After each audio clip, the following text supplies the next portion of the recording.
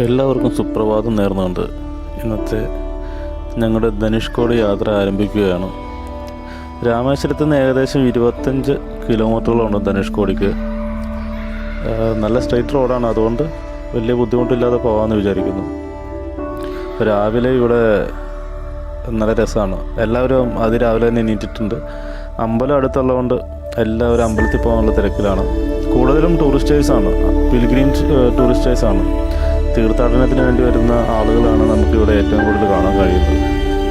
അത് ഇന്ത്യയുടെ എല്ലാ ഭാഗത്തു നിന്നുള്ള ആൾക്കാർ ഇവിടെ എത്തും. വളരെ പ്രധാനപ്പെട്ട ഒരു സ്ഥലമാണ് ധനുഷ്കോടി.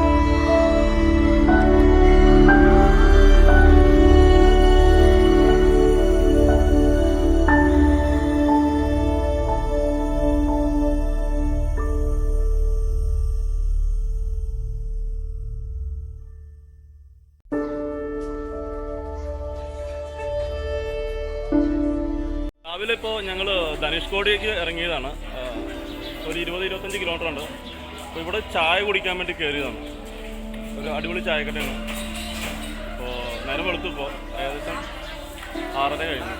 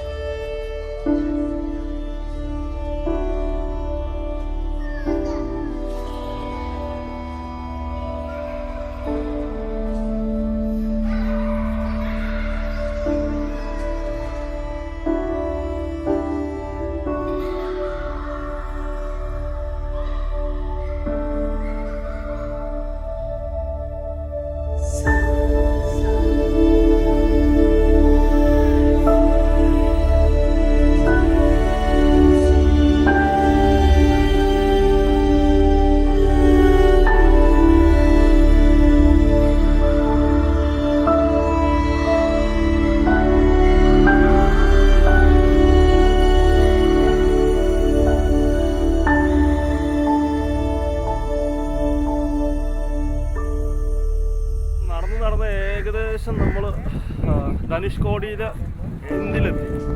ഇവിടെ ഒരു പെർമിഷനുള്ളൂ ഈ കെട്ടിയേക്കുന്ന സ്ഥലത്ത്.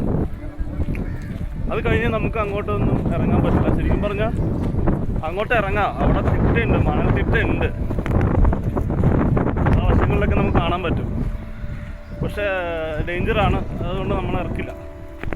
മുകളിൽ നിന്ന് കാണുക, ഫോട്ടോ എടുക്കുക, പോവുക. അടിപൊളി വ്യൂ ആണ് ഇവിടെ എന്തായാലും.